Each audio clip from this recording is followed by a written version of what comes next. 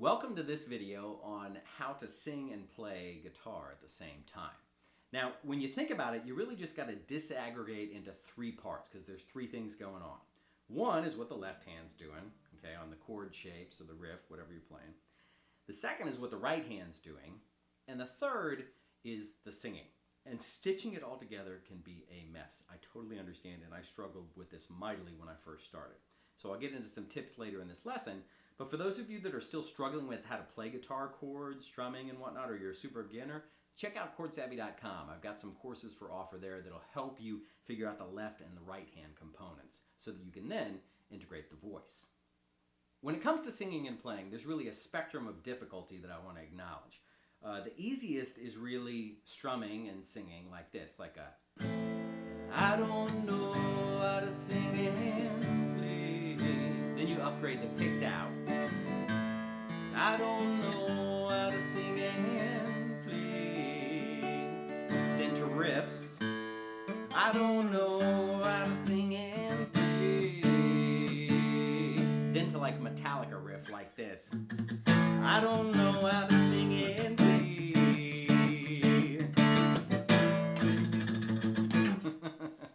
I love Metallica.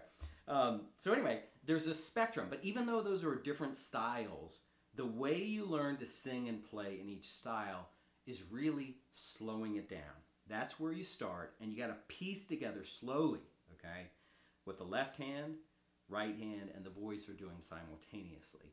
And that may take not just 3 or 5 attempts or 10 attempts, but 20, 30, 50, or 100 tries before you get it. You have to obsess and really just enjoy each of the little wins, but you'll get there if you stick with it. The first step is to simply know the lyrics, okay? Now, I actually like to write down the lyrics because I'm really horrible at remembering lyrics. My strength is more in rhythm and melody. And so for you, know your strength. But whatever your strength or weakness is in music, you got to know the lyrics because, you know, if you're struggling with the lyrics and then you integrate that on top of the playing, good luck. It's going to be a mess, all right? So I write down the lyrics. Sometimes there's all these memorization techniques like visualizing, you know, imagery in the song, and so you could actually create a visual path of how to link lyrics together. There's a lot of great content out there for memory artists that you can check into if you struggle like I do. Otherwise, some people, you just know the lyrics, but start there, have them memorized, and have that straight before you then take it to the next step, which is actually figuring out the playing. The second step is to really know the chord progression. So this one is A minor, G to D, okay? And whatever song you learn, you want to know it cold, right? Okay? Just learn that pattern, all right? Now, I call that chord dexterity, transitioning from one chord to the next. And if you struggle transitioning chords, that's where you need to focus. Okay, so if you have trouble getting from A minor to G in this song, or from G to D, focus on that. Like, obsess about that so that it is so smooth. Because otherwise, if you're kind of thinking about the transition, you're going to get lost in the lyrics. Okay, so this is really about isolating what the left hand and the right hand are doing simultaneously. And that has to be relaxed and natural, just like the first point of the lyrics being relaxed and natural as well, just as I'm tongue-tied here, right? That's the point, is it takes practice, slow it down, and you won't get tongue-tied. Another thing to note there is, you know, it's okay to do kind of free-form transitions on the chord dexterity there. I'm calling the dexterity of switching among the chords, the speed and accuracy with which you switch among them. Okay, so just get comfortable with that, especially if you're a beginner. You're going to spend a lot of time there, and that's where you should focus until it's natural. Then you can use a metronome. Yeah, that's the beat, that's the metronome. You can go faster, but I would suggest you start slower. Set that metronome to whatever makes sense for you so you can still play and transition on the beat, okay? And then as you can transition, then you can integrate the right hand.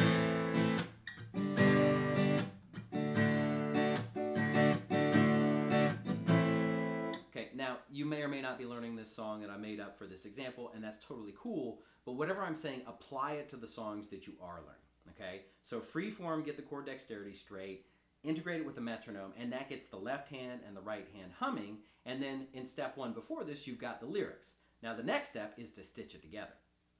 Now to integrate the singing and the playing, you need to limit what the right hand is doing, because that's where you get into trouble, is the right hand. So we're going to strip it down to a simple approach like this, just playing the open chords on the downbeats.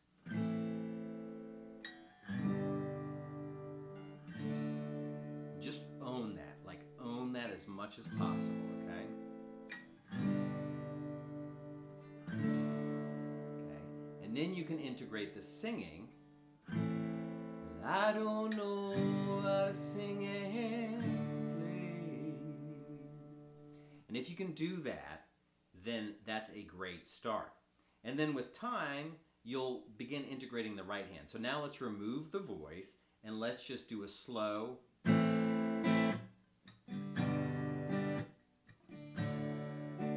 So comfortable. Now integrate the voice. I don't know how to sing and play. And if you struggle at that tempo, slow it down even further. All right? You've got to crawl before you walk before you run, and run before you can fly. All right? So that's really important. I know I did it pretty quickly right there, but seriously, focus on the downbeat chords and the singing. And now let's take a step kind of backwards and look at the lyrics in more detail. Before you sing and play at the same time, I recommend you take those lyrics that you wrote down earlier and then look at the chords and then mark in the lyrics where the sounds match the chord transitions. So on this one, we're going A minor, G to D, and it's I don't, okay? The I is, the chord hits and then I sing, okay? I don't know. Okay, it's not on the N, it's on the N, O, right? It's the O-W part, no, okay? So, I don't know, okay? So really synchronize, so, I don't know how to sing and play. Now the way this melody goes, you do the play, right? You strum and then you sing. Play. So then if you know you're doing it in the space between know and play, play. So you're kind of positioning the words next to the chord transitions, okay? And getting those pivot points down and knowing where they occur is going to increase your odds of success when it comes to I don't know how to sing and play. All right? Let's change up that melody. What if it was this? What if it was I don't know how to sing and play. I don't know how to sing and play. Now some songs, the dominant sound or beat is it matches, okay, the downbeats, and that's a lot easier to sing and play to. So really understanding the melody and the rhythm is important. So in that one, it's pretty easy. It's I don't know how to sing and play. All right? Now some lines in songs will be easier and you'll be like, oh, this is great. And then other lines are the lines you're going to have to spend, 3 or 4 more times on that are just more complicated, okay? So seriously, when you start, you're going to have to do a lot of this dissection of the song. What's happening with the left hand, the right hand, and the singing, and what is the timing of the lyric with the timing of the chord changes so you can synchronize at those pivot points, okay? And if you know those, then those are markers along the way of you singing and playing at the same time.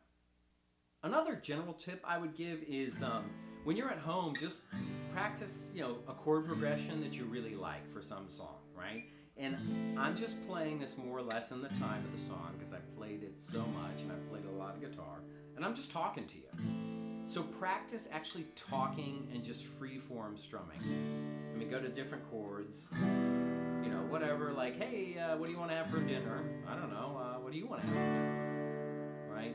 Now, when you first do that, it's going to be really unnatural. You're going to be like, I would like it's like I get it. Okay, that's totally, totally normal.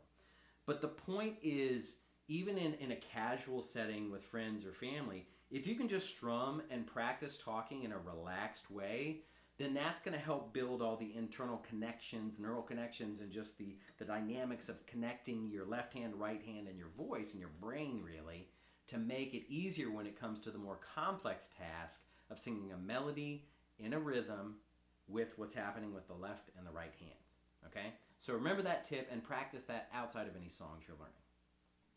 In wrapping things up, it's important to acknowledge a few things.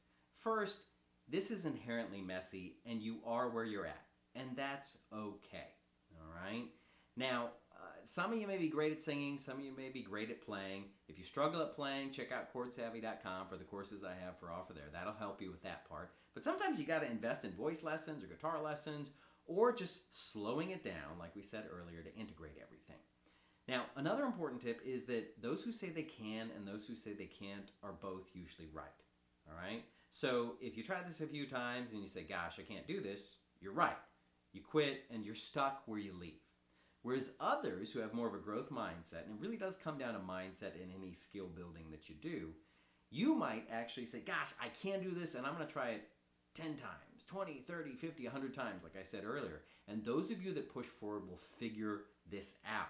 And seriously, those tips make a big difference. You got to disaggregate, slow it down, get the left hand straight, then the right hand, then the left and the right together, separately get the lyrics and everything down, and then integrate the lyrics with the singing and know the timing, okay? It's messy, but it's fun as it comes together. And if you obsess over it, you're going to figure it out. If I've missed anything, then add in the comments below. And please be polite. I mean, sometimes I make mistakes. I get it, but I'm here to help. And we're all in this together to really learn how to sing and play. I'll also leave this playlist here that you can check out that contains songs that are the same chord progression throughout, 3-chord and 4-chord songs. Those are pretty easy singing and playing songs to start with. So check that out. We're here to help you rock on.